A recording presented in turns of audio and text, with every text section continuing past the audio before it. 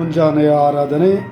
ಇಂದಿನ ವಾಕ್ಯ ಇಬ್ರಿಯರಿಗೆ ಬರೆದ ಪತ್ರ 3ನೇ ಅಧ್ಯಾಯ 12ನೇ ವಾಕ್ಯ. ಜೀವಸ್ವರೂಪರಾದ ದೇವರನ್ನ ಬಿಟ್ಟಗಲಲು ಕೆಟ್ಟ ಬುದ್ಧಿಯು ಅವಿಶ್ವಾಸವು ನಿಮ್ಮಲ್ಲಿ ಯಾರಿಗೂ ಇರದಂತೆ ಎಚ್ಚರವಾಗಿರಿ. ನಿಮ್ಮಲ್ಲಿ ಯಾರೂ ಪಾಪದಿಂದ ಮೋಸ ಹೋಗದೆ ಕಠಿಣರಾಗದಂತೆ ಇಂದು ಎನ್ನುವ ಕಾಲವು ಬರುವ ತನಕ ಪ್ರತಿನಿತ್ಯವೂ ಒಬ್ಬರನ್ನೊಬ್ಬರು ಎಚ್ಚರಿಸಿರಿ. Praise the lord.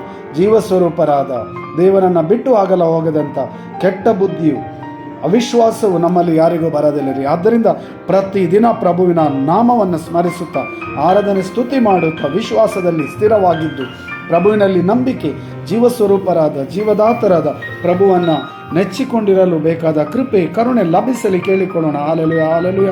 ಪ್ರವೇಶು ನಿಮ್ಮ ನಾಮಕ್ಕೆ ಸ್ತುತಿ ಸ್ತೋತ್ರ ವಂದನೆ. ಈ ಕ್ಷಣದಲ್ಲಿ ನಿಮ್ಮ ಆತ್ಮರನ್ನು ಕಳಿಸಿರಿ, ವಿಶ್ವಾಸದಲ್ಲಿ ನಮ್ಮನ್ನು ಸ್ಥಿರಪಡಿಸಿರಿ, ಆರೋಗ್ಯ ಸೌಖ್ಯ ಆಶೀರ್ವಾದ ವರದನ್ನು ನೀಡಿರಿ.